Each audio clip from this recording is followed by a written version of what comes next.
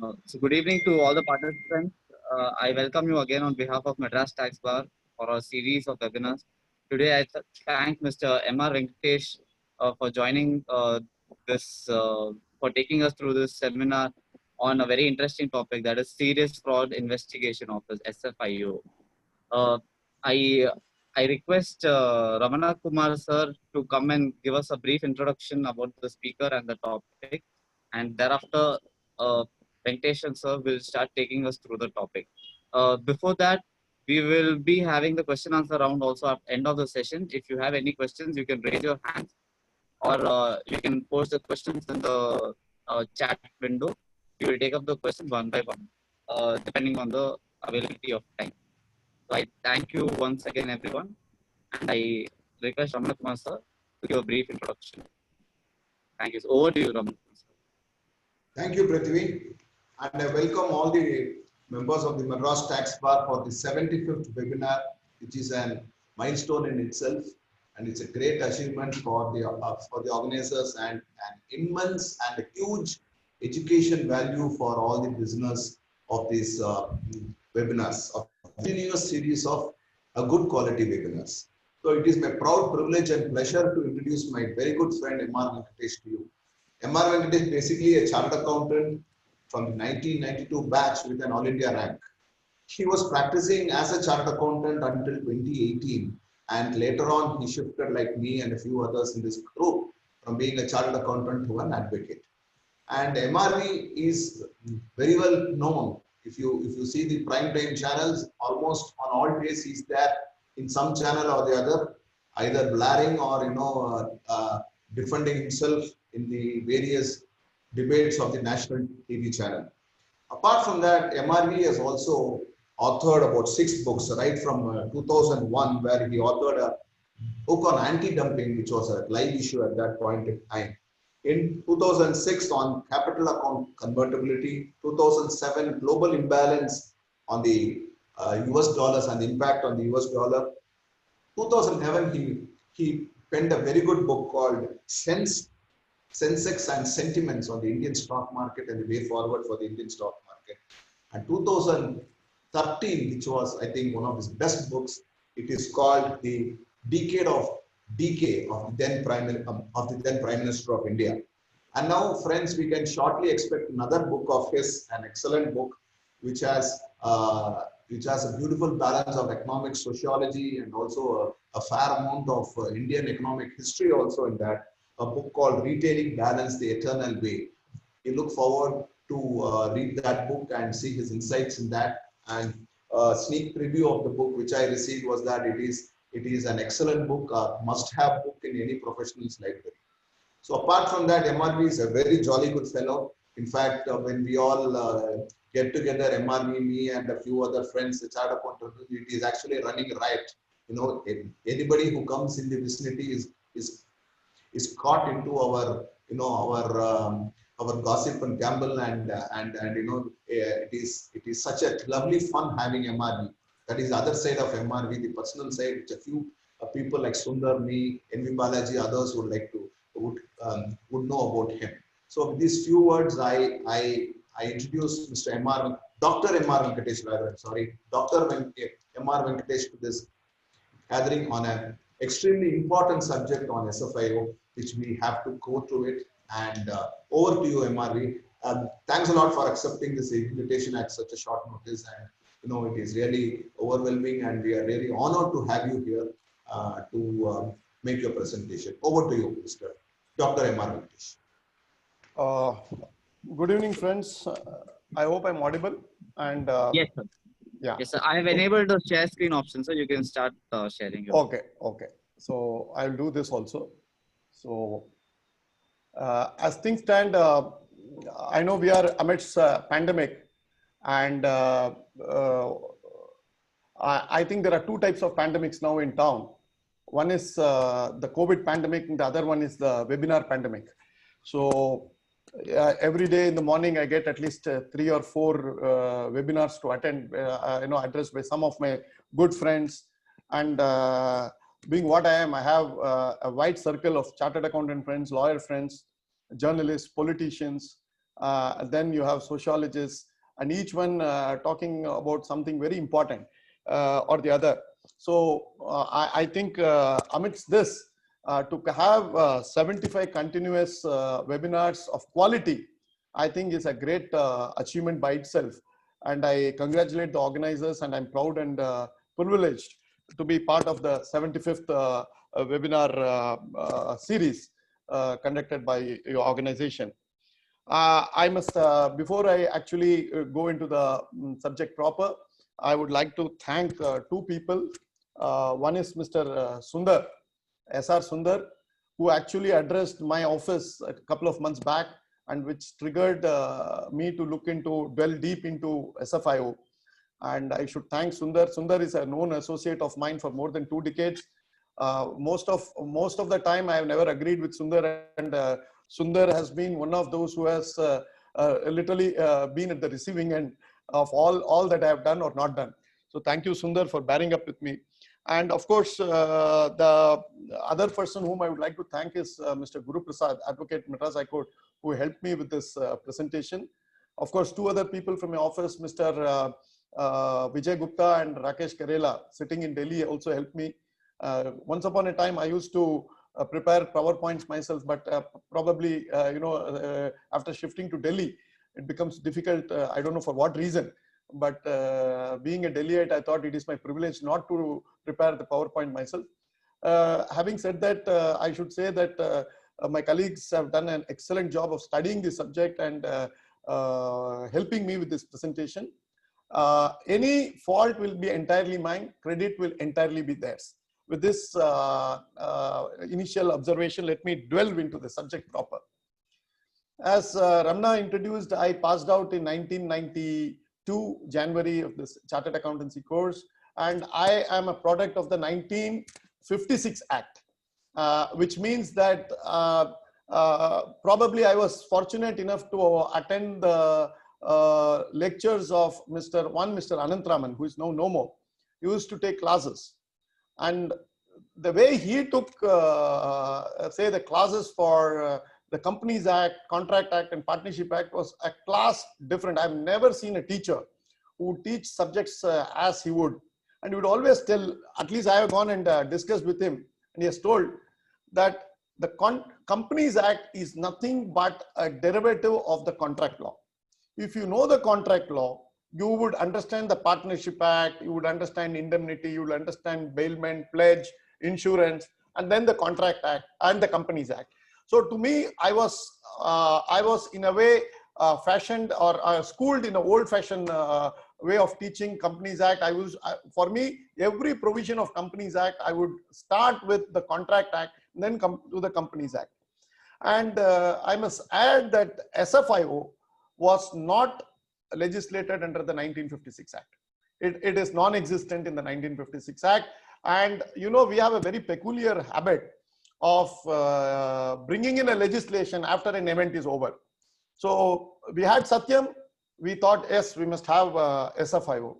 Then we had Malaya fleeing this country. Then we said, oh, we must have Fugitive Economic Offenders Act. And so in the process, what happens?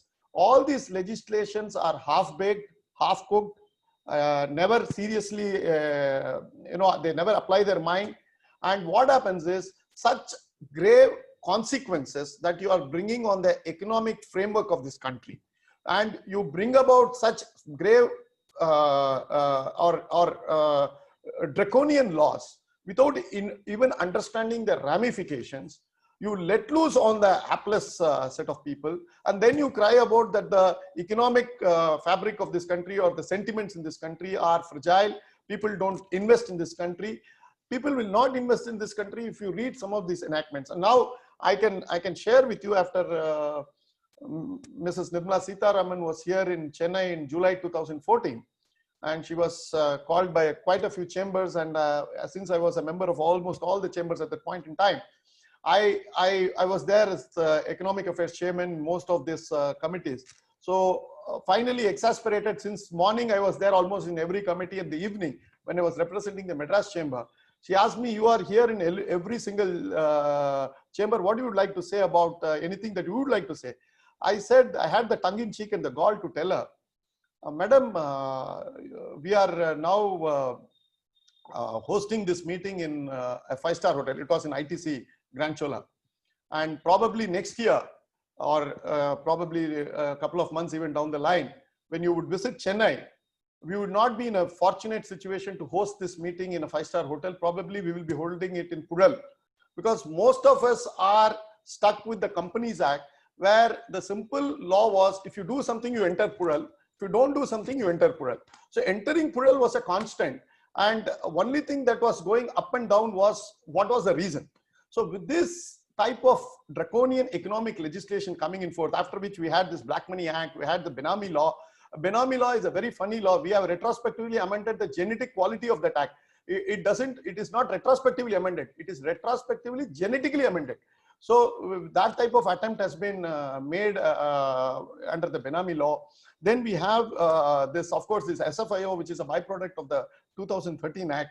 So in all these things, if you look at it, I must say in all fairness that we are entering an era where we are torturing ourselves with legislations where we will face increasing difficulty. And most of this, as I said, are hastily drafted. They are not thought about. Stakeholders are not consulted. People like the bar or the Chartered Accountant Institute is not consulted, or if at all they are consulted in very limited manner. There's no wide-ranging consultations. So what happens is they create a law, and then we feel the stones and cross the river. We develop the law over a period of time through amendments, through court pronouncements, judgments, orders, and so on and so forth. We never try to create a law after sufficient amount of thinking. Of course, SFIO, I think we had sufficient time. Even then we bungled. But SFIO is an exception. But generally, if you look at it, we have created most of these legislations in this last few years is basically a reactionary enactment rather than something that has to be thought and actually enacted. With this broad outline, I will just go to my presentation. I hope my screen is getting shared. Is it getting shared? No, sir. Can you retry it again? Okay, I'll do that again.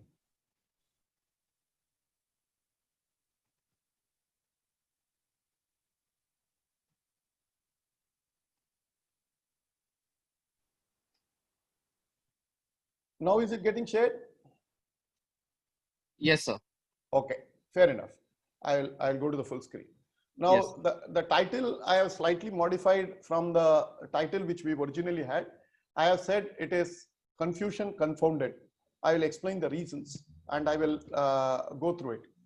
Now, section 215, oh sorry, go back.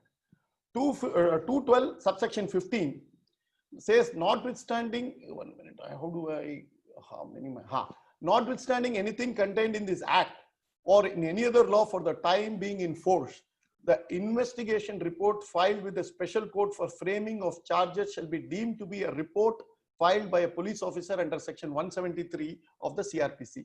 My only request is all of you please kindly have section 212 of the Companies Act, because we are going to deal with a particular section and we will deal with that particular section in great depth. This is section 212 of the Companies Act, which deals with the powers of SFIO. And I will be going back and forth into the section. So 212 is about investigation into the affairs of the company by Serious Fraud Investigation Office. 211 talks about establishment of the Serious Fraud Investigation Office. I am not into that. I am going only into the powers of the investigation, the powers of investigation. Now 212.15, after the investigation is over, when the investigation report is filed, the law says it is deemed to be a report filed by a police officer. This is where all hell breaks loose, and I will explain to you why, and we will deal with it. While dealing with the provisions of SFIO and powers of inspectors, which is the inspector under the SFIO, Honorable Delhi High Court in Neeraj Singhal is a case related to the Bhushan Steel matter, held that SFIO officials are police officers. Now, when the word deem is used, all of us know for a fact it's a deeming fiction, and deeming fiction must be taken to a logical conclusion. Logical conclusion, whether it has to be taken prospectively forward or whether it has to also have a retrospective or a backward implication, is a question that we will have to analyze. Now, when the person who is the inspector goes and files a report and he is deemed to be a police officer, obviously after filing a report, there is no role for an officer or an investigating officer to double up as a police officer. So obviously he was performing the role as a police officer, and being a police officer, he has filed this report. So Delhi High Court in para 33, 34 and 56 in Neeraj Singhal matter has dealt with this and said, while dealing with the provisions of SFIO and powers of inspector, Honorable DHC in Neeraj Singhal versus SFIO held that SFIO officials are police officers. Now, as I made my preliminary remark where I had invited Mr. Sundar, SR Sundar had talked about 2 or 3 judgments and on the powers of the investigating officers. And one of the judgments that he had referred to was customs officers conducting an inquiry under 108 are not police officers. Section 25 of Indian Evidence Act is not attracted. This is Percy Rastamji Basta. Generally, we have a mindset that officers of customs, officers of ED, officers of any other enactments like FERA, for instance, which is now no longer there, or Essential Commodities Act, or any of the labor officers, most of these officers who have the power to arrest, who have the power to file a charge sheet, are not police officers. And this has flowed from, by and large, out of these 2 judgments. The other one is, of course, the Pavuni case, which again says that a person suspected of having contravened the provisions of the Customs Act is not an accused under 24. So on one hand, you say the person who is interrogated is also not an accused under 24 of Evidence Act. 24, 25, 26, 27 doesn't apply. And then also we also have consistently held customs officers are not, or for that matter ED officers, or for that matter Benami officers or black money officers, whosoever is conducting an inquiry under that relevant provision is not a police officer. But SFIO makes a tectonic shift, and that shift is that the 212.15 says that it is deemed to be a police officer, and SFIO officers are police officers. We will deal with this para 33 later, but I will come to that. But Delhi High Court says they are police officers. Now, what is that? I'm going to present in another probably 40 minutes, 45 minutes. I have 12, 14 questions, and I will deal with this. Do rigors of section 41 and 41 of CRPC apply, and do ratio of Arnesh Kumar and DK Basu apply to the arrest if at all made by SFIO? Can arrested person be taken to SFIO custody? Can the arrested person seek bail? If so, how? Can a arrested person seek anticipatory bail? If the SFIO officers are police officers, then whether they require to file an FIR, and where? What happens to the provisions of 157 to 159 of CRPC? What happens to the maintenance of case diary under 172 of CRPC? What happens to the vicarious liability? We will come to that because again, the Delhi High Court has made certain comments about prosecuting the officers and the company. They said you can't prosecute only the company. What about search and seizure, which is dealt with by section 220 of the Companies Act? What is meant by the affairs of the company? This is the starting point. I will deal with it slightly, 1 or 2 slides from now. Then we will go ahead. We'll understand. What is public interest? What about parallel investigation by CBI or SEBI or other investigating agencies? Arrest during investigation or filing report. This is the most confusing part. 212.15 has been the most badly drafted legislations, badly drafted provisions in any legislation I have ever read. What is meant by complaint under subsection 6, second also? This is not a broad presentation. 447 Companies Act is a singular section wherein you go about dealing with charge. The charge contained in this Companies Act is encapsulated in section 447.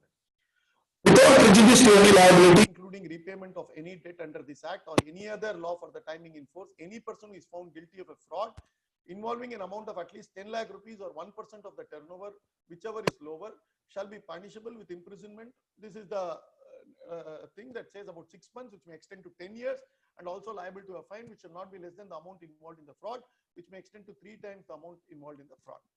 Provided that the fraud in question involves public interest, the terms of imprisonment shall not be less than 3 years. Now, this is why I said public interest. We need to understand what is public interest. Provided where the fraud involves an amount less than 10 lakh rupees or 1% of the turnover of the company, which I guess nobody will be there who will do a fraud less than 10 lakhs and be caught by an SFIO. If SFIO is going about people who are doing fraud less than 10 lakhs, I think it is utterly jobless. I can understand in the time of recession it can do, but not in normally when the economy picks up. I don't think so people are going to enter into a fraud. So I'm not going to this section. It doesn't augur well to go into these type of minor issues. But look at the definition of fraud. Fraud in relation to affairs of the company. I pause here. I read again. Fraud in relation to affairs of a company. Now, fraud is not in relation to a company. Fraud must happen in relation to the affairs of the company, which I'm sure the learned audience here will distinguish between fraud in affairs to a company. What do you mean by fraud in relation to the affairs of the company? We will deal with it. But only when if it is a fraud in relation to the affairs of the company, you will go about and that wrongful gain, wrongful loss are all defined. Now I ask a simple question. You look at the balance sheet of the company, you have the share capital, you have secured loans, you have unsecured loans. These are the 3 broad buckets under which a company can raise capital. If you have done a fraud in relation to raising capital of a company, then you have FUTP, fraud and unfair trade practices under the SEBI regulations, section 15. If you have done anything in regard to insider trading, again SEBI insider trading regulations, you raise some fraud with relation to raising the capital, ICDR regulations, again SEBI. Venkat, sir. Sorry to interrupt. Sir, there seems to be some error in audio, sir. Suddenly, the voice started echoing way too much. okay. So, and your sound is also a little less audible, sir. Can you just check with the mic? Yeah, I am in the normal mic only. Is it okay now? Yes, sir. Now it is fine, sir. Okay. Okay. Thank you, sir. Okay. Is it okay now? Can I proceed? Yes, sir. Yes, sir. Thank you, sir. Okay.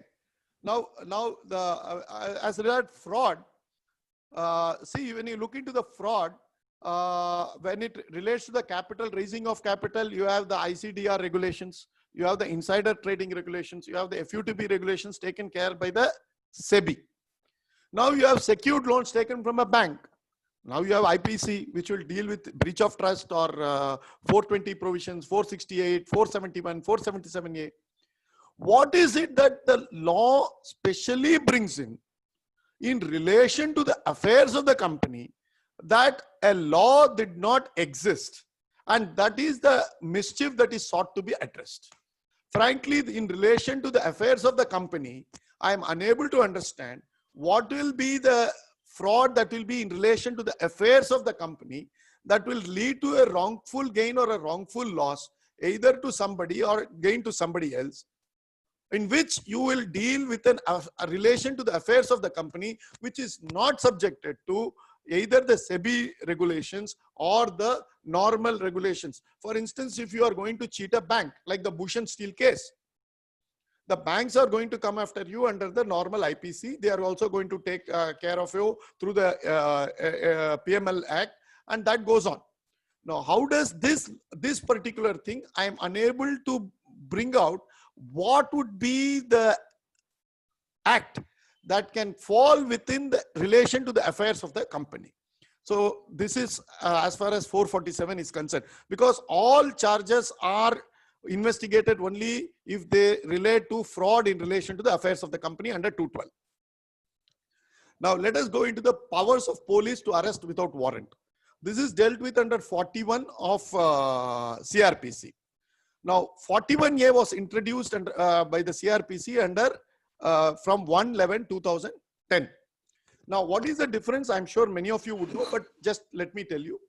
41A is usually supposed to be issued as per the guidelines of Delhi High Court in the Arnesh Kumar matter.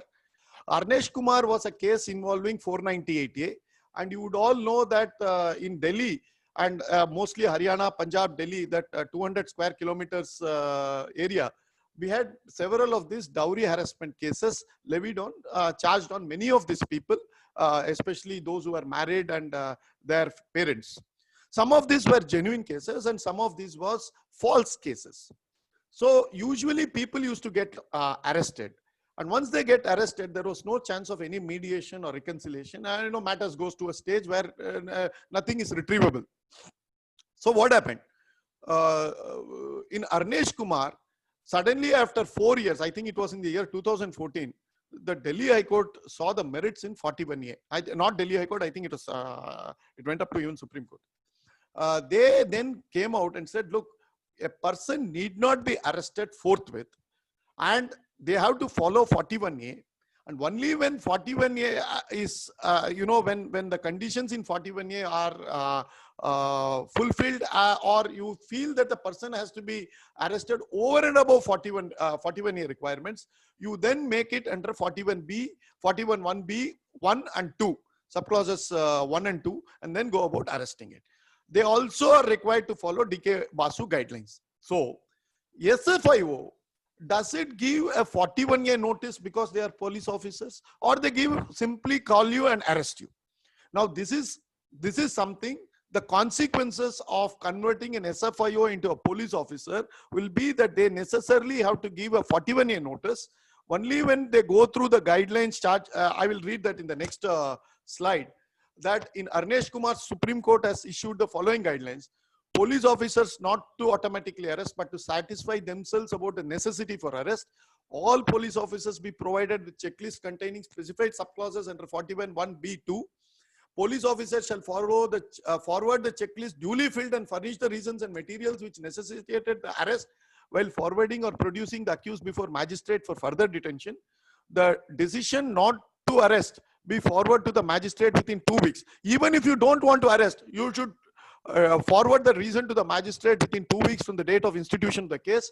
Notice of appearance in terms of section 41A of CRPC be served on the accused within 2 weeks from the date of institution of the case. Failure to comply, police officers concerned liable for departmental action, and authorizing detention without recording the reason as aforesaid by the judicial magistrate concerned shall be liable for department action by the appropriate High Court. So this is a very comprehensive guideline given by Honorable Supreme Court in Arnesh Kumar. Now whether... Hello? Okay, so this is what it is. Now, the next question is, assuming you cross this, can an arrested person taken to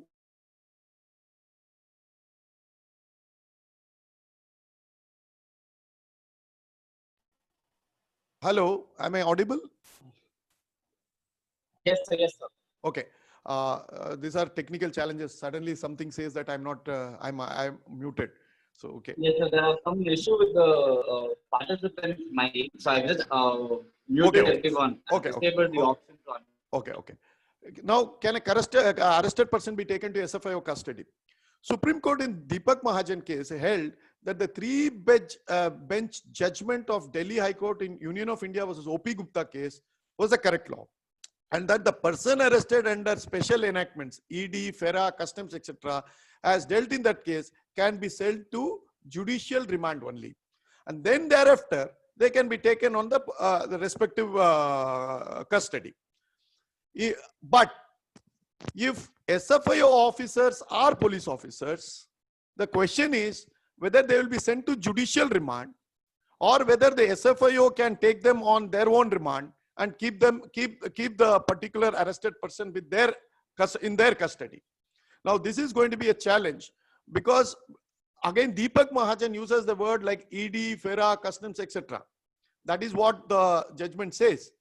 Now, whether SFIO will make a departure and say, since we are police officers and so we don't fall into the exceptions that is listed out in Deepak Mahajan, whether we will be taking under police custody. This is going to be another challenge. And let me assure you, all this you will have to do it before a magistrate, before a special sessions court, when your client is arrested. All these points have to be raised out because you won't have much time. So now how do I move forward? This is not moving forward.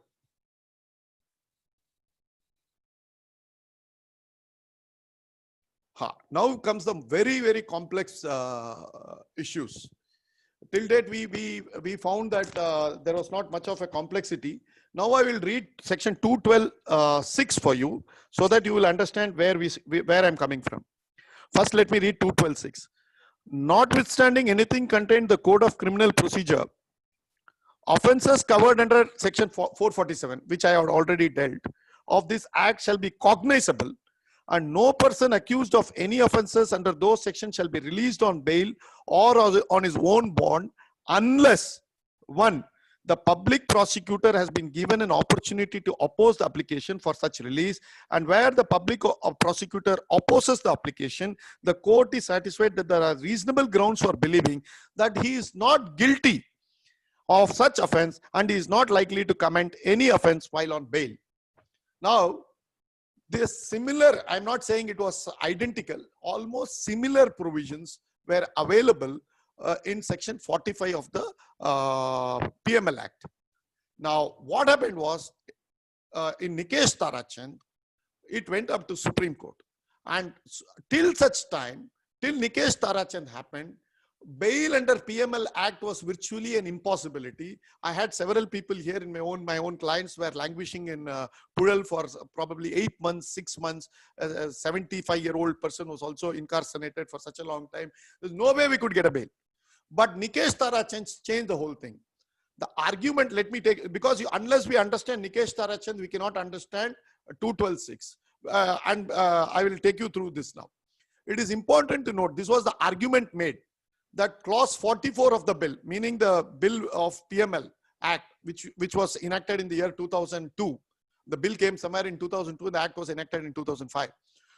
So I repeat, it is important to note that clause 44 of the bill referred only to offences under section 3 and 4 of the bill, whereas section 45 of the act does not refer to offences under section 3 and 4 of the act at all. Reference is made only to offences under part A of the schedule, which are offences outside the 2002 Act. This fundamental difference between the bill and the act has a great bearing on the constitutional validity of section 45(1), with which we are directly and immediately concerned. Para 9 of the Honorable Supreme Court judgment. And consequently, Supreme Court went on to hold that 45(1) of the Prevention of Money Laundering Act, insofar as it imposes 2 further conditions for release on bail, to be unconstitutional. So what happened? All hell broke loose. People said twin condition is unconstitutional, and since 212 is almost identical to 45, so 212 is also unconstitutional. So we must get a bail as if, because 212 is unconstitutional, as held in Nikesh Tarachand. Now let us see what is the fundamental difference between the act as it stood in 2017, pre-amendment of the PML Act, after Nikesh Tarachand was given, and then they amended the law post Nikesh Tarachand judgment. So let me read the first one in the first bucket. Notwithstanding anything contained in the CRPC, no person accused of an offence punishable for a term of imprisonment of more than 3 years under Part A of the schedule. You will recall that was the argument, which is what they have made here. If you look at it, I'm moving my cursor here. So this is what it said, does not refer to offences under 3 and 4 of the Act. References is made only to offences under Part A of the schedule. Now, Part A of the schedule under the PMLA Act is a very simple one. It talks about predicate offences. Only when you do certain offences, get the proceeds of crime, and then launder that money, you are liable under section 3 and section 4 of PML Act. So the 45 of PML Act was talking about bail not being denied when you are accused of an offense punishable for a term of imprisonment for more than 3 years under Part A of the schedule. But in effect, the original bill was about Section 3 and Section 4. This is what you will see on the right-hand side. The Act has been amended, notwithstanding anything contained in CRPC. No person accused of an offense under this Act shall be released on bail or on its own bond unless the twin conditions. The public prosecutor is given a chance, and there is, and the same thing as you will see in the previous one, that I will take you through. I will take you the twin condition shortly. We will see that. But this is the change that 2017 Finance Act brought into the PML Act. Now, after this Act, matters concerning ED matters goes to Madhya Pradesh High Court in 2018. The Act was amended, as I told you, in 2017. Nikesh Tarachand came in 2017. Then the Act was amended. Now we are looking at the cases that follows after the law was amended in the PML case. I'm not yet into the SFIO. I'm still into the PML.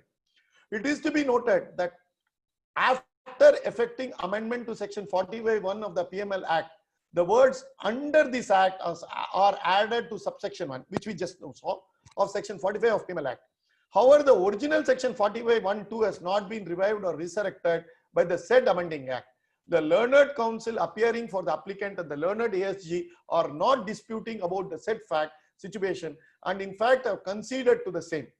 It is further to be noted here that even notification dated 29/3/2018, thereby amending Section 45(1) of the PML Act, which came into effect from 19/4/2018, is silent about its retrospective applicability. So they are raising two issues: whether after the amendment also, whether it is constitutionally valid, and if so, whether it is valid prospectively or retrospectively. These are the two issues that has been raised in Dr. Vinod Bhandari. Then the court goes on to conclude, in view thereof, the contention advanced by the learned ASG cannot be accepted. It is to be further noted that the original subsection 45(1)(2) has therefore neither revived nor resurrected by the amending Act, and therefore as of today there is no rigor of the two further conditions under the original Section 45(1)(2) of PML Act for releasing the accused on bail under the said Act. So they say there is no further conditions. The court can just release anybody on bail. So now Nikesh Tarachand has been elevated into a status as free bail for all without looking into the two conditions, and that both the conditions, notwithstanding the amendment, are said to have possessed no rigor. Now, Upendra Rai, all these are very famous names that we hear in the papers on a daily basis. So in Upendra Rai also, the Delhi High Court says a bare perusal of the amended 45 would reveal the introduction of the word under this Act would not revive the twin conditions as imposed in Section 45(1) PML Act, which view has also been expressed by two other high courts in bail application number. This is Chagan Bhujbal. Bhujbal was as Assistant Director of Enforcement. The Bombay High Court held the same thing, which was copied in the previous in the Vinod Bhandari case by Madhya Pradesh High Court. So the same thing, right? I don't want to repeat it, so I will go forward. Now, where does the twin condition come in IPC? CRPC. In 47(1), if you read 47(1), it says such person shall not be so released, which is dealing with a bail in, say, grave matters. Such person shall not be so released if there appear reasonable grounds for believing that he is guilty of an offense punishable with death or imprisonment of life. And there is a fourth proviso of Section 437, which says, provided that no person shall, if the offense alleged to have been committed by him is punishable with death, imprisonment for life, or imprisonment for 7 years or more, be released on bail by the court under this subsection without giving an opportunity of hearing to the public prosecutor. Now, if you take 437(1) and on one hand and deal with 212 of Companies Act on the other, which I just now read out, both are almost similar. So I don't, and which is again similar to 45(1) as amended by the Finance Act 2017. In other words, 437, 212, 45(1) after amendment are all on the same footing.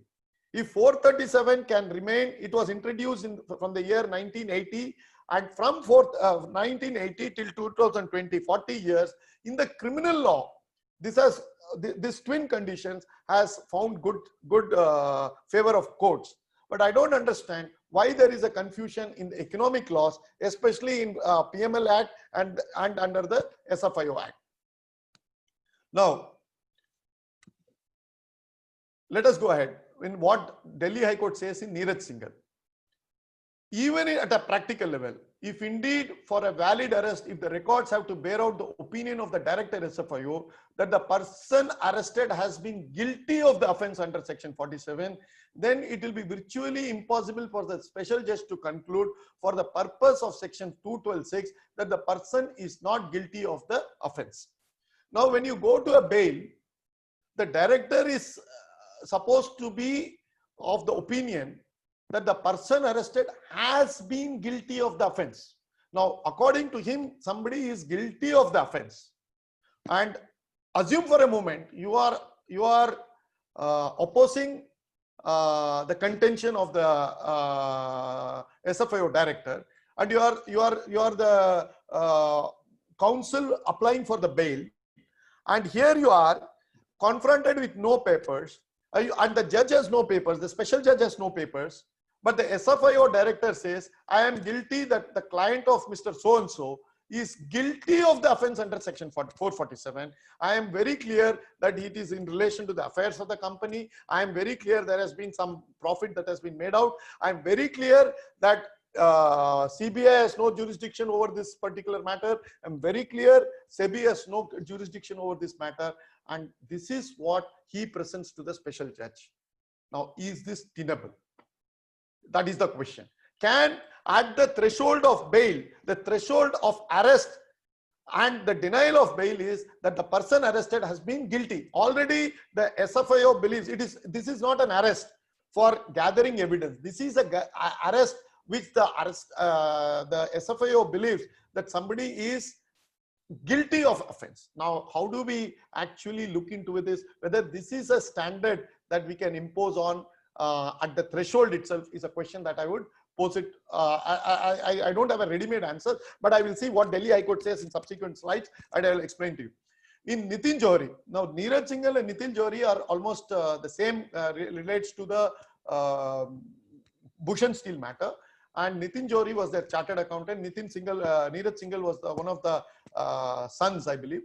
In Nitin Johri, which is subsequent to Neeraj Singhal, Honorable Supreme Court observed that we refrain from making any observation with respect to the proceeding pertaining to Neeraj Singhal, particularly since the proceeding pertaining to the virus of section 212(6)(2) of the Companies Act have arisen therefrom are pending before this court as noted supra.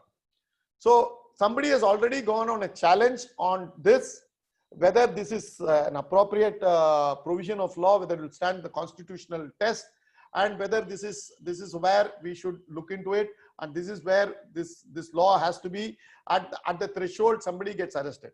But let me go back to the previous slide. Now look at 437(1). Such person shall also not be released. Now if you have committed a murder or any other body crime which is punishable, say under 376 or something like that, such person shall not be so released if there appear reasonable grounds for believing that he has been guilty of an offense punishable with death or imprisonment of life. Now this section 437, again I repeat, has been captured in a different form in 212(6). Now if 212(6) is to be challenged, my view is that 437(1) also needs to be challenged. If 437 has found judicial scrutiny for 40 years, 212, in my humble opinion, whether it is right or wrong, unless a huge amount of jurisprudence is packed in, I don't see how it can be held to be constitutionally invalid. The virus, I have my own doubts whether it can be tested. Now, can a person seek anticipatory bail? Now, the question is, in Punjab and Haryana High Court, in this particular matter, has said that arrest deprives any person from his right of liberty, And Supreme Court in case of Siddharam Lingappa Maharathre versus State of Maharashtra, where Honorable Court considering Article 21 of the Constitution has dealt at length with the questions of anticipatory bail and use of power of arrest. And they in turn quote Gurbaksh Singh and come to a conclusion. 431 is to be interpreted in light of Article 21. Filing of FIR is not a condition precedent to exercise of power under 438. Order under 438 would not affect the right of police to conduct investigation. Now, why do I bring this question? What should be a normal right? Now, if it is going to be that if it is going to be finally held that the SFIO officers are not police officers, then like what happened in the Telangana High Court, where in one case involving GST, the Honorable Telangana High Court observed it is not something forming part of the final conclusions. It was again on a bail matter, and in passing, in obiter dictum, I can say the Honorable Court agreed that since there was no FIR in a GST matter, the right way to approach the court was not through 438 and through either 482 CRPC or through 226. Now, that was an obiter dictum. I don't know whether that is the right one, but this Gurbaksh Singh Sibba's case was not discussed there. Probably they didn't have time at that point in time, or the councils did not point out. But in my view, 438 would be available as an anticipatory bail provisions, whether the SFIO officers are police officers or whether they are not police officers. That is immaterial. If there is going to be an apprehension of arrest, and if you meet the challenges of 438, I think somebody can go and get an anticipatory bail. Now, a couple of slides back, we saw this particular thing, that for believing that he is guilty of an offense. Now, whether an offense is under that particular enactment, in this case Companies Act, or whether any other thing. Supposing I go and apply for a bail under SFIO, but the SFIO says, sir, this fellow is going to negligently drive his car back home, so that is also an offense. So whether bail should be denied, or whether that argument is tenable. The Supreme Court in Ranjit Singh Brahmatej Singh was a State of Maharashtra said, the satisfaction of the court as regards the likelihood of not committing an offense while on bail must be construed to mean an offense under the act, and not any other offense under whether whatsoever, be it minor or major offense. So they are very clear whether your likelihood to if an anticipatory bail is sought, whether the person will commit an offense or even a bail.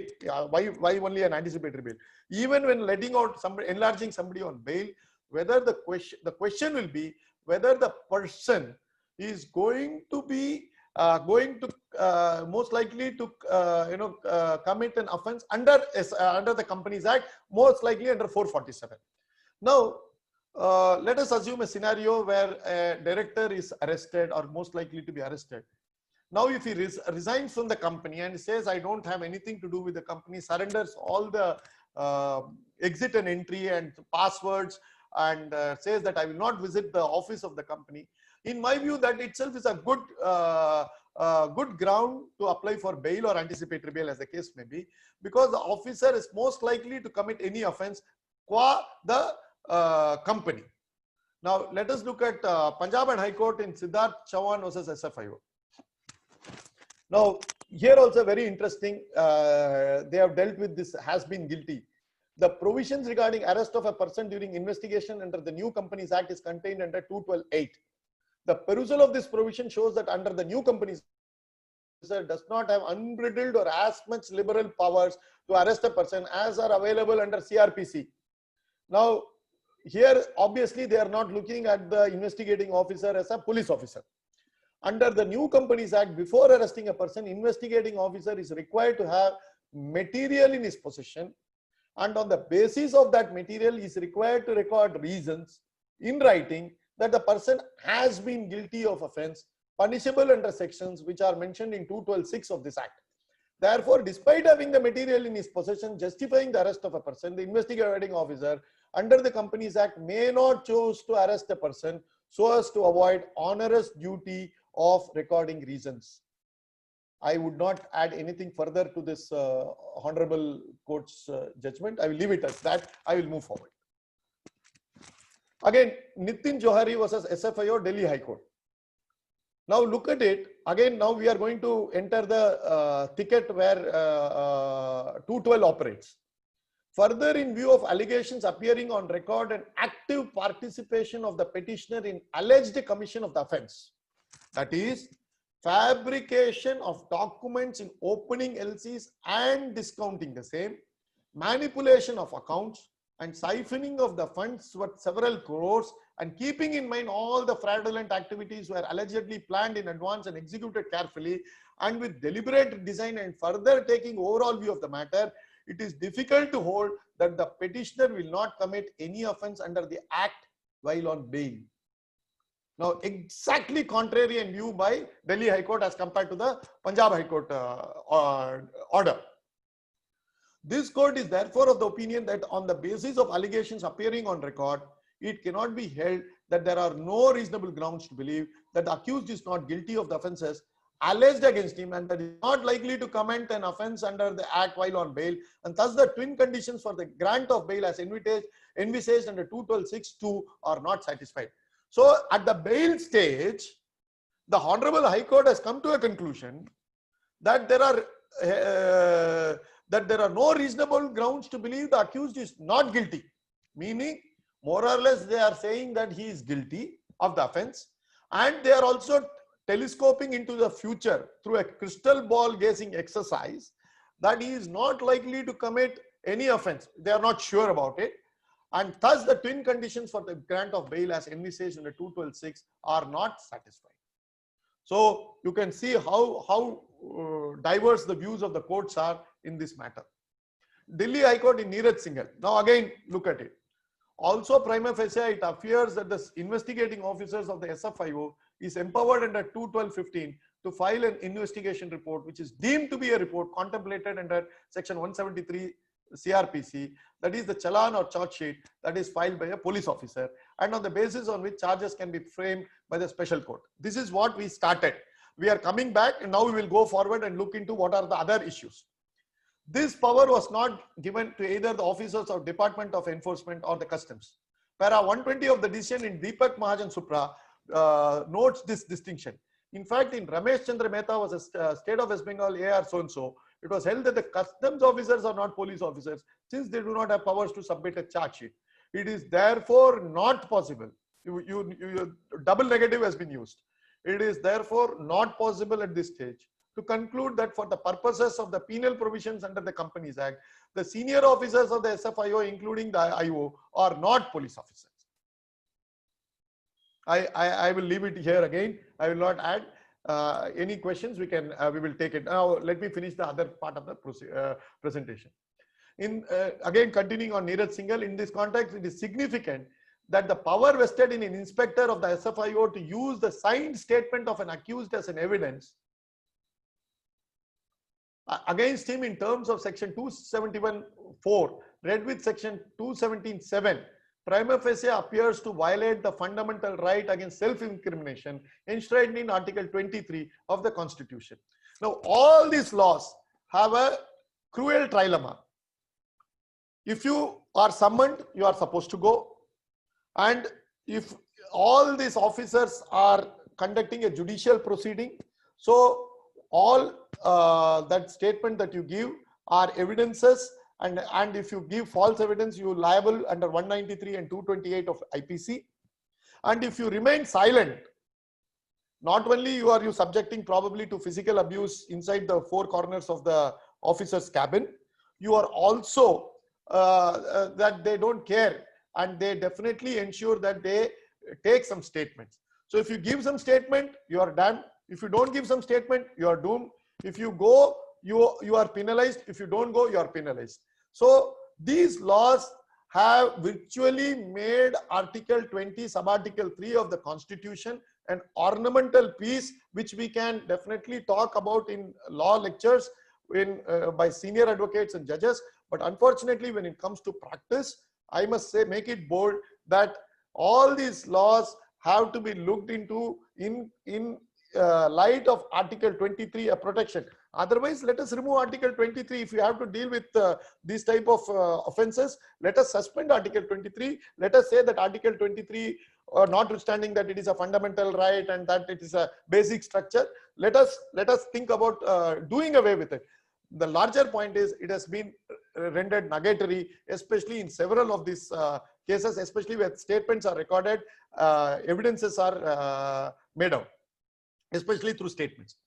Second paragraph, if the investigating of report under 212.14 read with 212.15 before the special court, whether as an enclosure to the complaint in terms of second proviso to 212.6 or otherwise, is indeed to be treated as a final report under 1973 CRPC, and with the investigative officer of the SFIO given vast powers to arrest and interrogation, it is all the more incumbent that the discipline of Chapter 12 CRPC, including section 172, be adhered to by such officers of the SFIO. Now, what happens with the case diary? Now, this is a very interesting point. If you say that the investigating officers are police officers, if the police officers are to conduct an investigation, then the investigation must not only go along with 212, they also have to necessarily adhere to what is there under Chapter 12 of CRPC, which is to maintain case diary. Now, in some of this, wherever we have appeared in SFIO matters and we have got our people going and giving statement, my clients and others, I have noticed that there is no case diary. The case diary is not maintained, and even in Neeraj Singhal case and in this Nitin Johri case, what was found was that the SFIO has come with a file, a loose file, where papers are actually, it is a normal file, and that is being taken, they are not even paginated. So whether a case diary is not required when in case, if it is under the special act, it is not required. But once the police officer, IO is held to be a police officer, deemed to be a police officer, in my view, and I'm very convinced that they must maintain a case diary. Now, if they don't maintain a case diary, it is not that you can escape or my client will escape.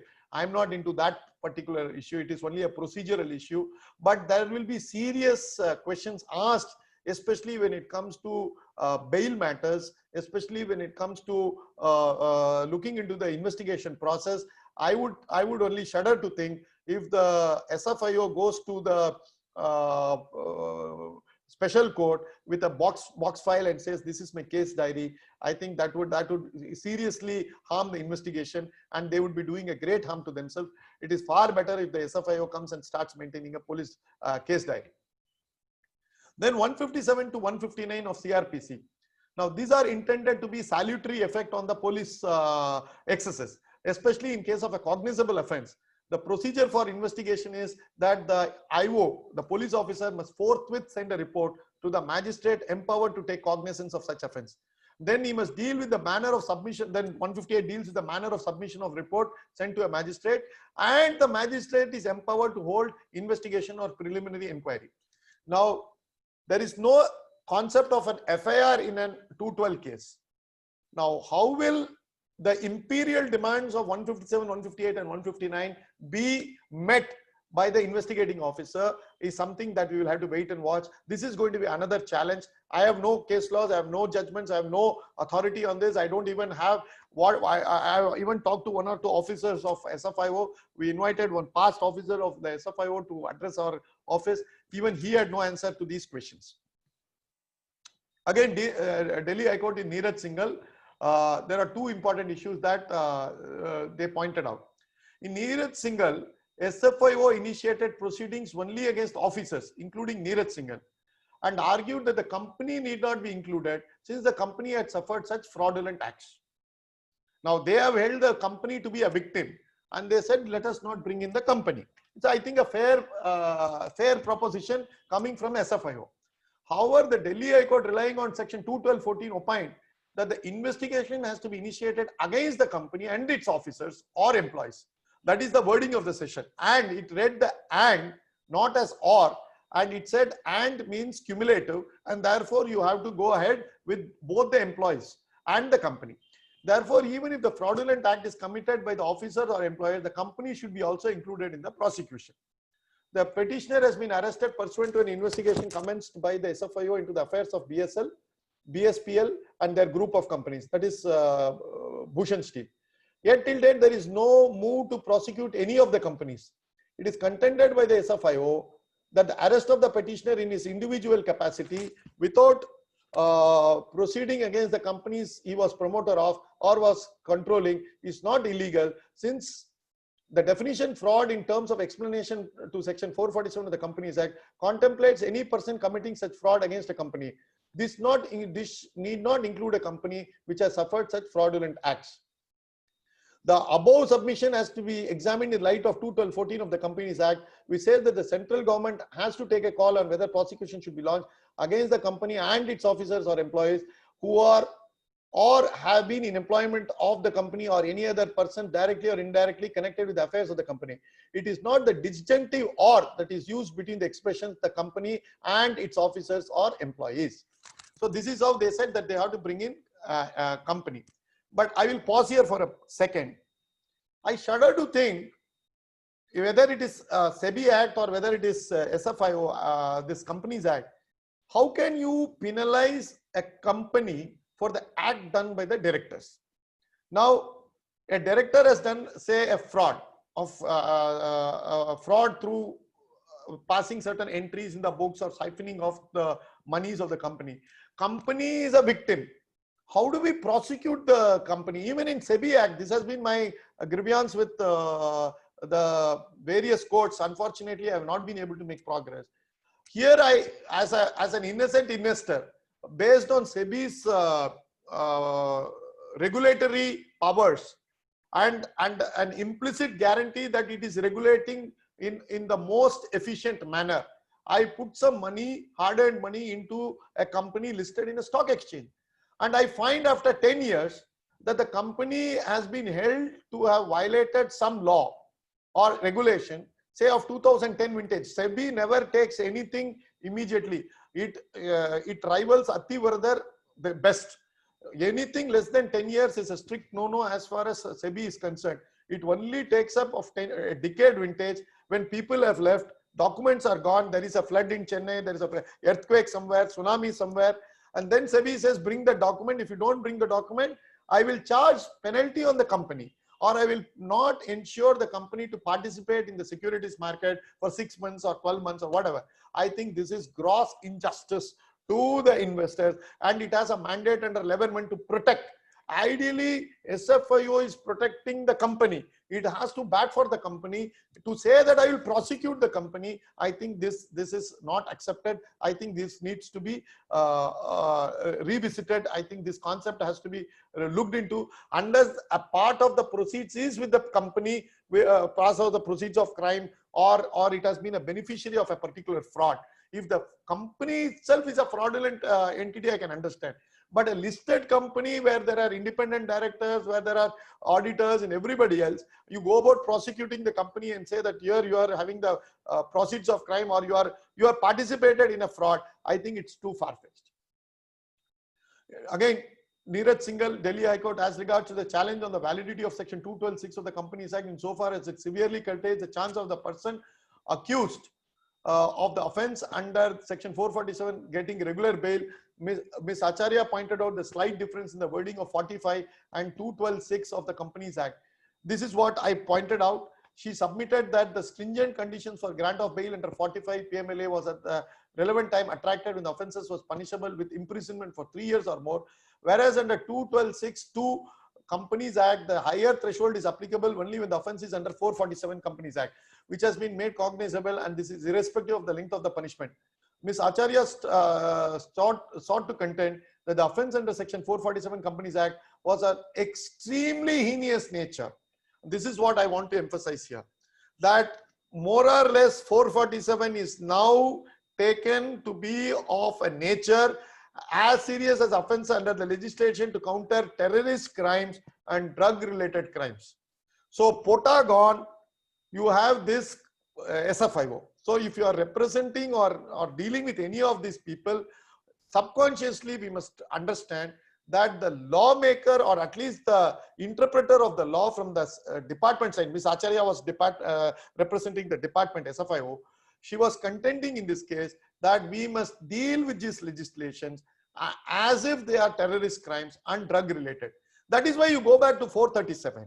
437 denies bail only to those who are accused of life imprisonment or with life. That means you have committed some grave offenses like murder, arson, all those type of stuff. Then only the twin conditions and 437 comes in.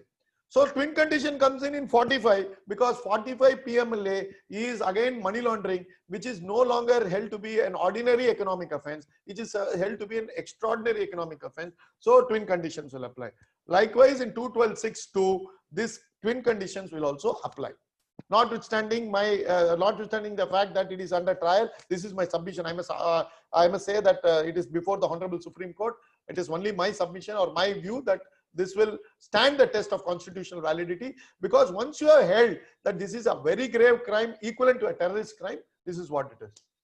Then Neeraj Singhal, again, this is again a very interesting thing. Another aspect of the matter which has been adverted to is the applicability of section 217(7), which states that the note of an examination of an arrested person under 217(4) shall be taken down in writing and shall be read over to or signed by the person examined, and may thereafter be used in evidence against him. Considering that this very statement could be used in the criminal proceeding for the purpose of the prosecution for the offence under section 447 Companies Act, a serious question arises whether this procedure envisaged in the Companies Act is consistent with Article 23 of the Constitution.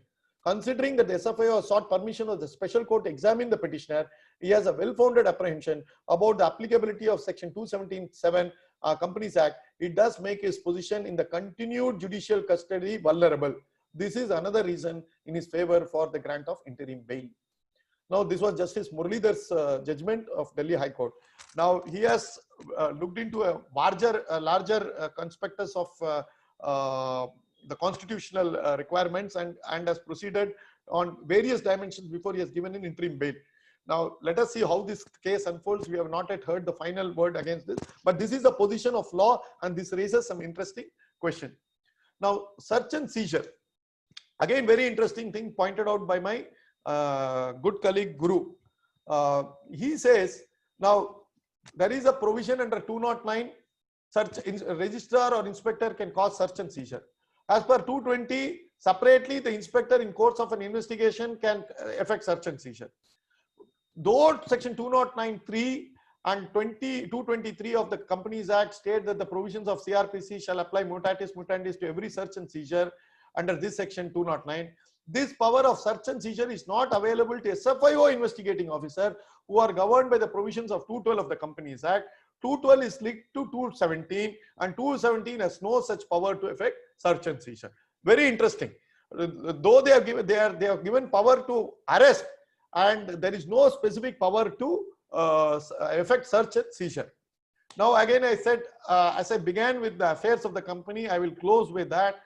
Affairs of the company in Supreme Court in Neptune Assurance Companies held that the affairs of the company means business affairs of the company. Now, can you visualize a case which is not falling under the Consumer Protection Act or the IPC or PMLA or any other insurance law or any other law that has not been there is a legislative vacuum that 212 seeks to address? This is the question that we need to answer. I'm sorry, I don't have an answer to this. Again, we'll look into this. What is public interest also? Now, this not only should be affairs of the company, it should also deal with public interest. Now, a closely held company doing a fraud, does it deal with public interest? I don't think so. It will be termed to be public interest. So only when it comes to a public limited company, which is having a wider shareholding. If it is so, it is covered in my humble view by FUTP regulations, which is again a very, I would even use the word draconian. It has sweeping powers. It has draconian, it is draconian in nature. I don't know what is it that 210 and 212 sought to supplement. Now that brings to a very interesting and the last point. What about parallel investigation by CBI or SEBI? Once a case has been assigned to SFIO, no other investigating agency of central government or state government shall proceed with such case in case of offences under the Companies Act. Even if the investigation was initiated already, the said agency shall not proceed further and transfer relevant document for use for investigation to SFIO. This is what 212(2) says.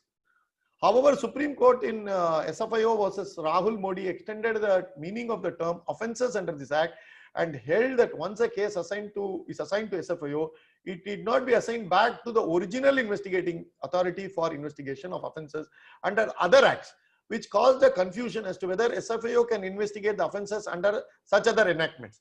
Nowadays, it is now seen, Income Tax Act also brings in, and whenever prosecution is sought to be launched, Income Tax Act, they write the relevant provisions of the Income Tax Act 276, so on and so forth, and add 120B and something else to spice up the whole charge sheet.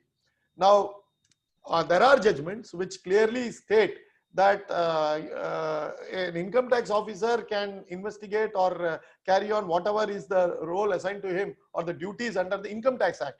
But 120B and say 420 or 470 or 468 or whatever of IPC cannot be brought in the dragnet of an income tax officer.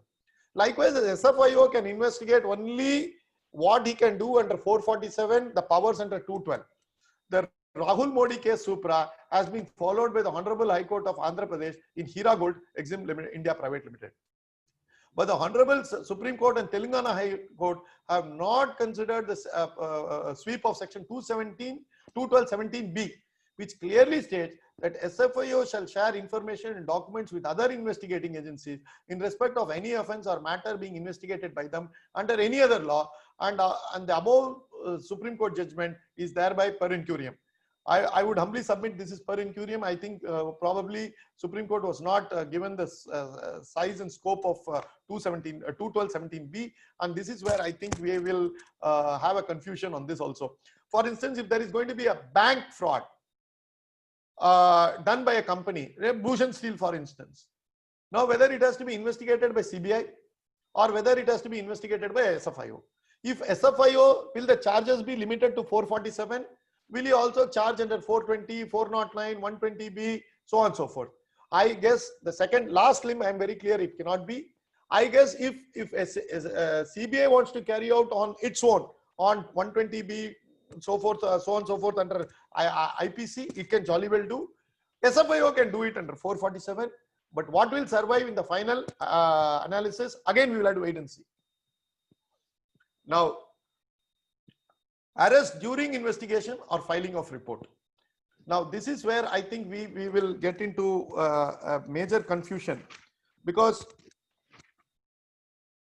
212(8) empowers the officer not below the rank of an assistant director to arrest a person who is guilty of an offence punishable under 447, subject to reasons to believe based on the material in his possession. It does not explicitly say when the arrest can be done, during investigation or on completion of the report. The Telangana High Court in Ramana Reddy, it was a GST anticipatory bail, went on to deal with this and explain that a person can be arrested when his arrest will not, even when his arrest will not facilitate further investigation.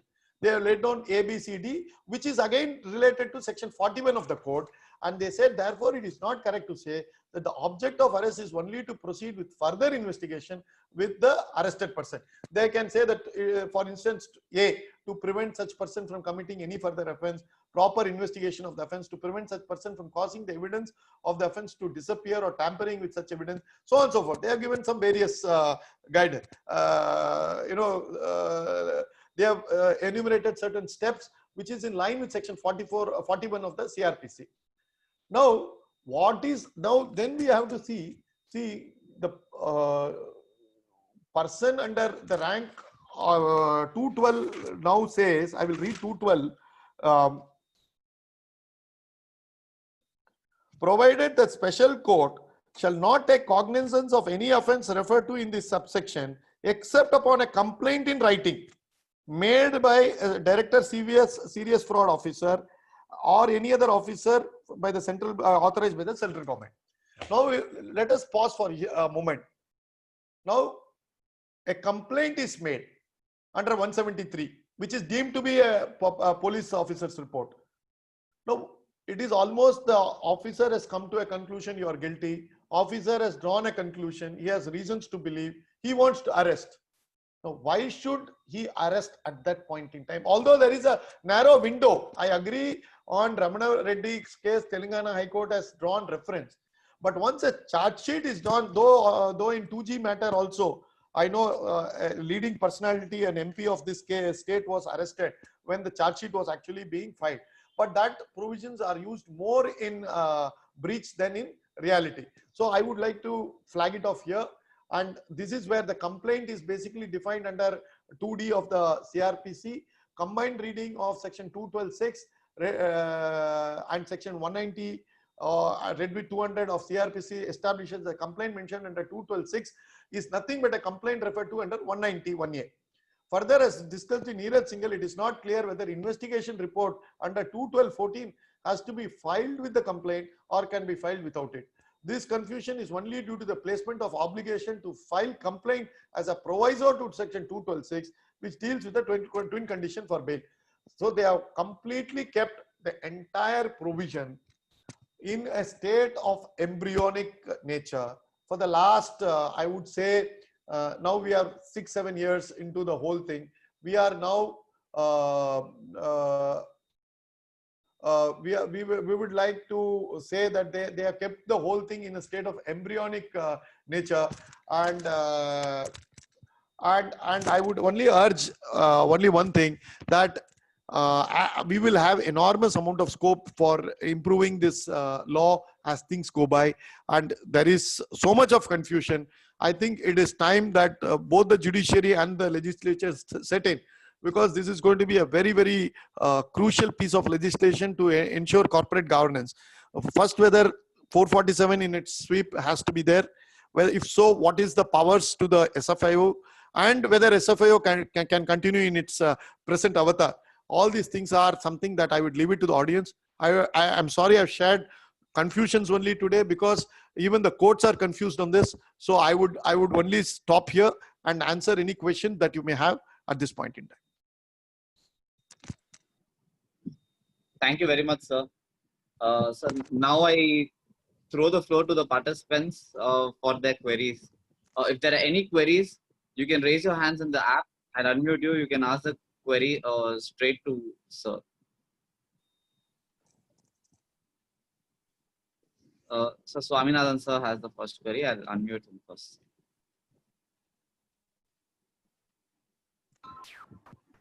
Swaminathan sir.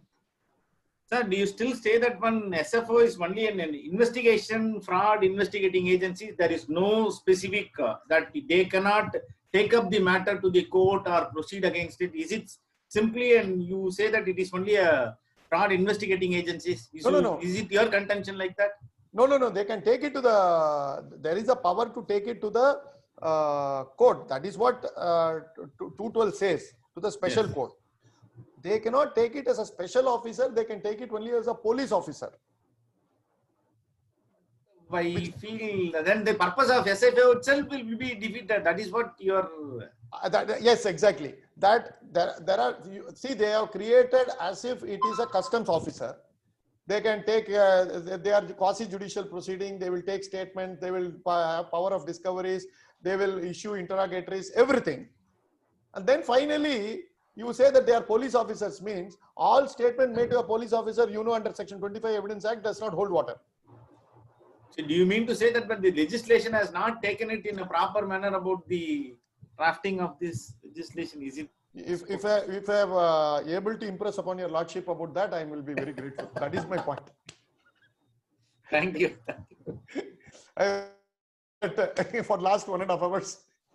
See, but otherwise the purpose of SFO itself will be defeated. Then the whatever you have taken a total person. Sir, these are the lacuna, means they have not thought about all these things before drafting such a, because the fraud is one of the major part of, because we have other acts also, Benami, all these acts and all that, but there is a specific act only for fraud investigating agencies, but you say that.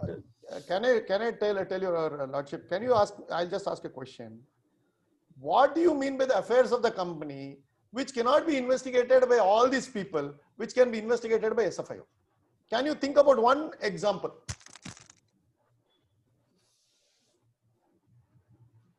That is my point. Two, having given sky-high powers and then say you are deemed to be a police officer, you reduce him to a police officer and give him all the, on one hand you give him all the trappings of 163, chapter 12 of CRPC, but he cannot record any statement. Under 25, statement before a police officer cannot hold water. Statement, you are also a police officer. So section 25 kicks in. That is why Justice Muralidhar said, see, all these judgments which we have called out, Justice Muralidhar has pointed it out. These are the confusions in the, Delhi High Court. Thank you very much. Yeah, thank you, sir. Prithvi, can I ask a question? Sure, sir. Easy question, Sure, sir. Sir, you just pointed out that SFIO says that once SFIO starts handling a case, no other agency will handle that case. Yes. Now, that is the position as of today. But is it in fact true? No, that is what I'm saying. See, I'm having a couple of chartered accountants in this panel, and I'm myself one, and I have learned lawyers also here.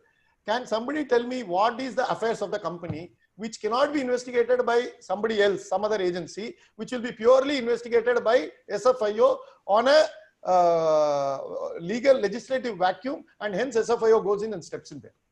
No, but the point is then why the legislation came out with such an idea that once SFIO starts investigating, nobody else will come. Nobody will come. That is the law. But in reality, FIR is... If I can interrupt, I'm sorry if I can interrupt. At the same time, the second paragraph in one of the slides you had clearly shown that they will disseminate information to the other agencies. Also. What is the purpose of that then? See, that is what there is an imagination line that something is a fraud within the company, the SFIO will look into it. Now I'm asking, there cannot be a fraud within the company. There can be a fraud with in relation to an outsider of a company. I will either defraud the shareholder, I will defraud the banker or the creditor. I have no other choice but to defraud these three people given the limited scope of the accounting principles. My inside job is also there, sir. So inside job for whom? Now, if it is company's money, if I am going to take it out, even then, supposing, let us say you and I form a company and I cheat you, I have the recourse to go to the police and say it is a breach of trust or 420, something. So what is it that the SFIO will look into it, which the police cannot look into it or CBI cannot look into it? Now in Bhushan Steel case, the CBI is not vacating its territory qua the entire police, the bank fraud. Okay, and if you see the SFIO says you have done a great fraud with regard to LC, forgery of documents, all these things. Forgery of document did not happen inside the company. Forgery of a document happened qua the banker. Correct. And it is not in relation to the affairs of the company. It is in relation to the affairs of the bank. Actually. Correct. Okay. It totally changes the perspective. So don't you think it is the duty of the SFIO to hand over that part of the investigation to the bank? Then what will it investigate? Then what is it investigating? So the very purpose of SFIO. So this is what I'm saying. What for is that avatar? I'm still not yet able to understand. Probably I will add to that. Because they are relating to financial crimes, the government might have thought of some specialized agency. So sir, I will tell you, in this country, if there is a fraud, there will be a legislation. Okay, yes. There cannot be a greater stupid legislation than the fugitive economic offences, because Vijay Mallya ran away, you immediately came out with the legislation. If there is Satyam, you came out with SFIO. So where all there is one big fraud, you think you can cure it by a legislation. Unfortunately, these legislations are all done in a half-baked manner, in some haste, without application of mind. This is what will happen. Yes, sir. I have one information. Yeah. The government is almost integrating all the investigating units. They are going to form a single investigation department. Yeah, I am also told, and in fact, I have been pitching for an economic investigative bureau of investigation, which is an economic. There already exists something called CIEB. Central Intelligence Economic Bureau, but more, that is not an investigating, that is also a proactive intelligence gathering. Oh, Because only when a company falls, 100 lakh crore, 1 lakh crore company like your ILFS, only when it collapses, and then reading the papers next morning, only the government comes to know that a company of that size has collapsed. So it doesn't know previous night. So that is the sorry state of affairs in this country as far as corporate intelligence is concerned. May MRV? Balaji. Yes, Balaji. Yeah. My question is this: is this serious fraud investigation unique to India, or similar legislations exist across the world? If so, in those countries, what purposes other than what the general criminal law or any other law could deal with? Yeah, I know for sure SFIO exists in UK.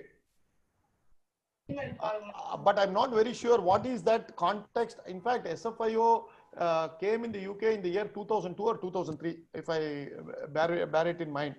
But I'm not very sure to what extent it acts as, addresses a legislative vacuum in UK, which is equivalent to what it does it in India. I am still not clear about Indian context first. And also one more, Yes, at sir. least when this law was introduced, what was the stated object at least? See, there was no stated objective as far as SFIO is concerned. SFIO, because corporate frauds are rising, so we will have SFIO.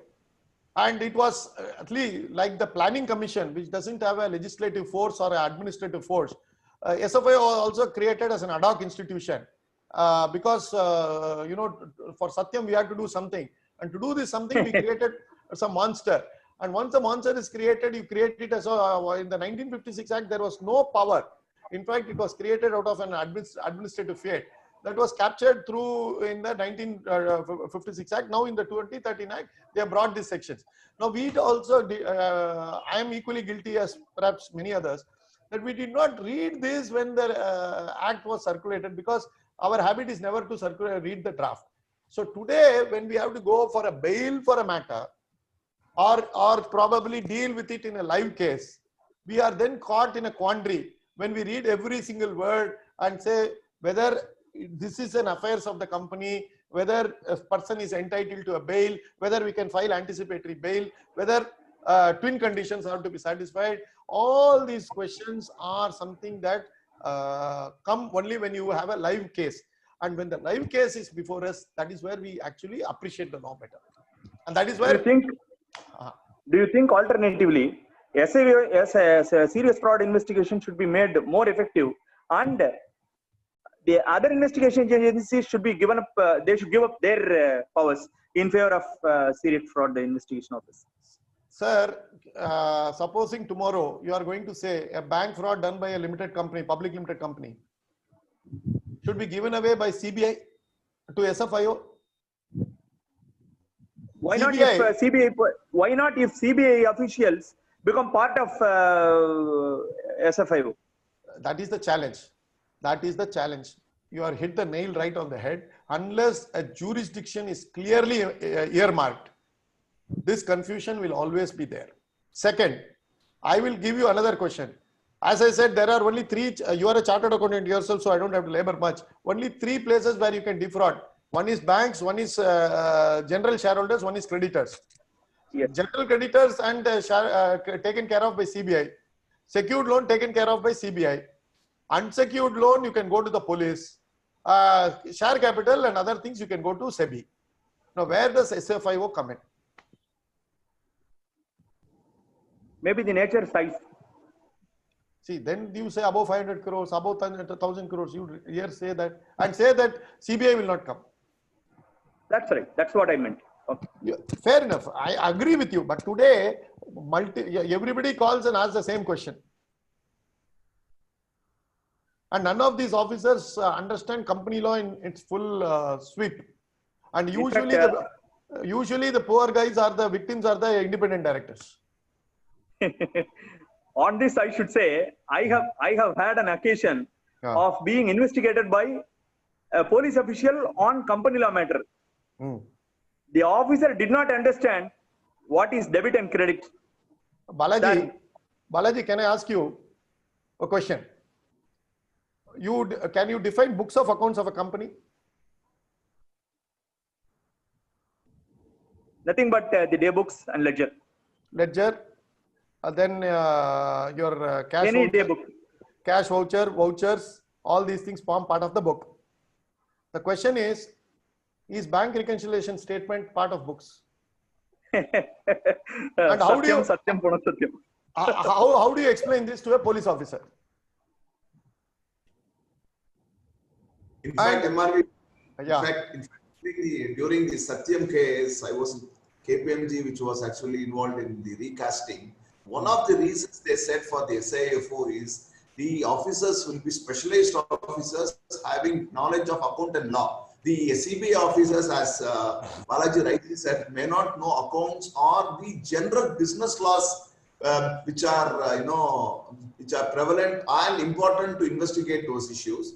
And just as he has to explain the company law to a police officer, the plain-hearted police officer, the SIFO was actually, the intention of the legislation was that it will have specialized officers who will have knowledge on these economic laws, which will make the investigation easier and more effective. That was the reason. And Ramana, they hired some chartered accountants also. SFIO hired chartered accountants, all those things. But the problem is, okay, you can hire chartered accountant, you can hire lawyers, you can do these things. But my view is like Session came and remedied the election commission. You require somebody or call who came and did the raw. Those are things which, unless some super energy guy comes in and sets up the whole systems and processes, you will have this type of problems. And with respect to 212 subsection 15, I think the role of a police officer is restricted to filing that report alone. Only for report, I think it is that. And in fact, the section very clearly says that the investigation report filed with the special court for framing the charges shall be a report filed by a police officer. For no other purpose, an SFIO officer is considered or deemed to be a police officer except for filing the report. Your views on that, sir?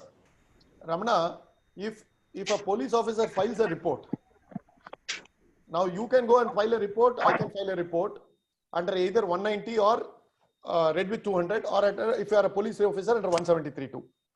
Now, that is why I labored on the Delhi High Court judgment. They said if it is Delhi High Court has gone and said this is not only with regard to filing of report, it goes back to 154 as a FIR filing, maintenance of your case diary under 173(2), intimating the magistrate between 157 and 159 of CRPC, 167 taking interim this 60 days, 90 days bail. All this will flow automatically. So this is like you are substituting the entire 212 on top of chapter 12 of CRPC. So you are not deemed only for that one day. When you go to file, your deeming provision goes backwards. That is why I said it goes backwards also. It is the day on which the investigation starts. You are deemed to be a police officer. It is not a one-day kuth. Okay. So that is what the Delhi High Court has labored on. That's been challenged, sir. Yeah, it has been challenged. It's now the virus is before the Supreme Court. No stay. Sir, I'm not sure whether there is any stay. I don't think so. MRV, can I pitch in? I just saw the Supreme Court order. The order of Justice Muralidhar was on 38/2018 or 19. Yes. Next day it was moved to Supreme Court. It was mentioned, and Supreme Court criticized that when the matter has been moved here, the urgency of giving interim bail at 5:30 p.m. was criticized. The entire case is transferred to Supreme Court. It is pending there. The prayer which is there in that case is very relevant because that will have a far-reaching impact on the whole SFIO. The prayer which has been coached up. Yes. Apart from that, I think now two font case Singh and this thing they should be clubbed together for better understanding and better thing. Then only it will have. Long and short of it, I think long and short of it, Sundar, as I said, when you made the presentation to my office, the role of officers, whether they can record statement, the evidentiary value of statements recorded, the arrest powers, and the consequential legislations. One is the special enactment, one is CRPC provisions, have all so much intermingled that it is a spaghetti bowl out there. We don't know which is the starting point, which is the end point. It is creating devastating confusion. Correct, because the prayer which is couched before the Delhi High Court is that directing the condition imposed under section 212(6), clause 2 and 212(7) for release of bail is ultra vires, and second prayer is mandamus or any appropriate writ directing the condition that 212(8) of the Act that a person can be arrested by SFIO on the basis of material available in his possession having reason to believe. The reasons for such belief to be recorded in writing, that is what your diary thinks, that any person has been guilty of an offence under 216 or an offence covered under 447 Act is a nature of presumptive definition, opinion, conclusion, which is arbitrary, contrary to 14, 20 and 21. But what does 437 say? In case of a murder, the same conditions are there in 437. Yes. Okay, but 437 is never discussed in the context of twin conditions. This twin condition came from Nikesh Tarachan. It is suddenly molachirukku. The twin condition, இது ஒரு twin condition னு சொல்லிட்டு டெல்லியில ஆரம்பிச்சு இது வந்து என்னமோ as if it has arisen only from 2005. That is why I traced the legislative history up to 1980, where 437 introduced the twin condition. MRV, one more thought on this SFIO. See, you know, two cases where that MCC case of Madras High Court as well as Subiksha. Yeah.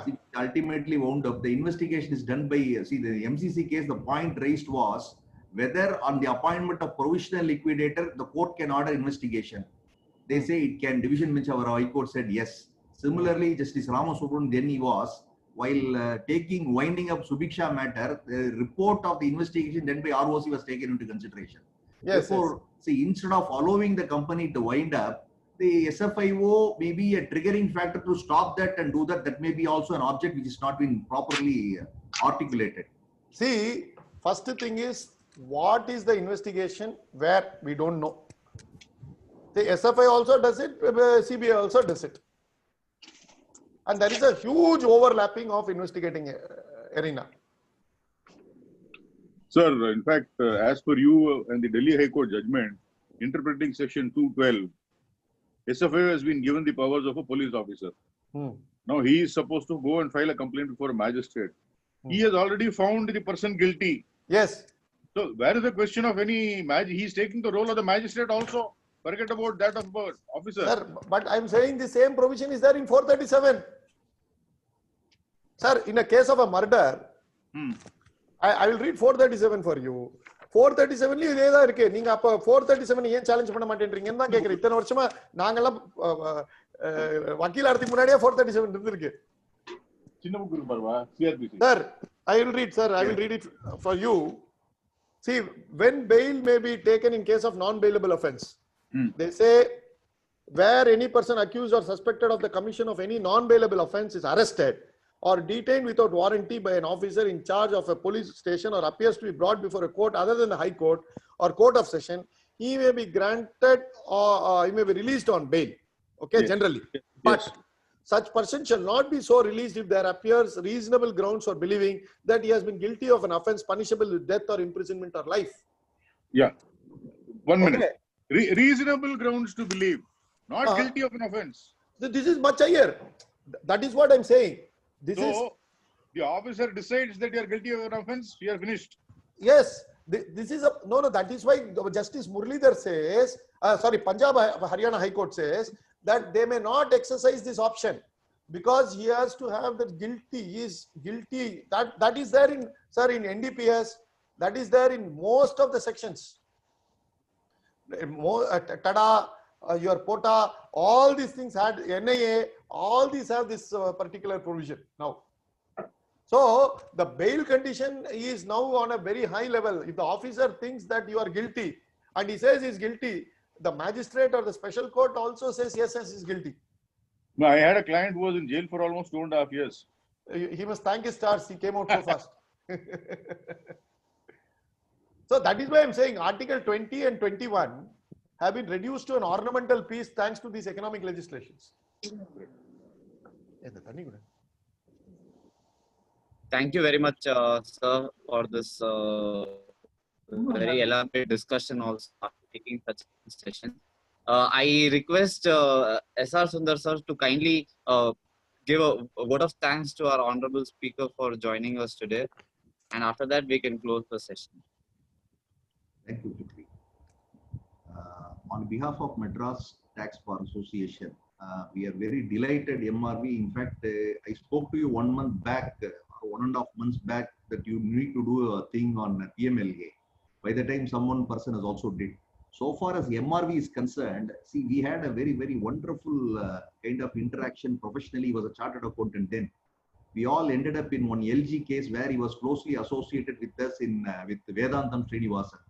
And we used to have a discussion hours together, and we had an opportunity to, in 1.5 months, travel 30 times to Delhi. We have visited Tihar Jail, we have visited Supreme Court, we have visited Patiala. We have only visited, we were not visitors there. And we learned so much in one case, and he's a master of facts. It is a very, very voluminous document of 4,000 pages. And even if you wake him up in the night and ask him, then he will come. One day he will sleep in the night, and tomorrow, next day he will ask me, see, did you see this? We are so much thorough on facts and law in that case, and it was a great experience. And I also am very, very happy that from chartered accountant he is turned into a lawyer, and we still do some work together, and it's very, very pleasant experience. And he will be a person who is an out of box thinking. Is called this other different dimension which you will very rarely you come across any lawyer other than going in a steadfast manner. He takes a turn and views the point of view which is not discussed. I once again thank you, MRV, for this wonderful presentation. It's a very, very prime area where I could see only 4 cases in Supreme Court on this case has been dealt. Yes.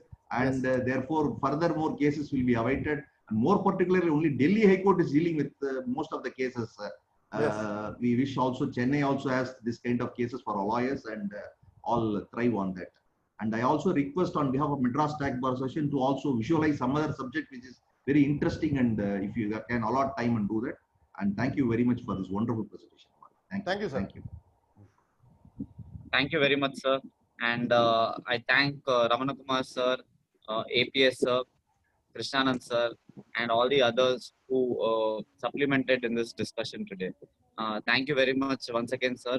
We shall keep seeing you in the various news debates, like which happens every day, sir. Thank you very much, sir. And thank you, Balaji sir, also for supplementing on this session today. Thank you very much. So tomorrow we will be having a session at 11 a.m. in the morning. There will not be any evening session. The details of it will be shared very soon in our groups. So thank you once again. I'm ending the session. Have a stay safe and good night. Good night. Thank you. Thank you very much.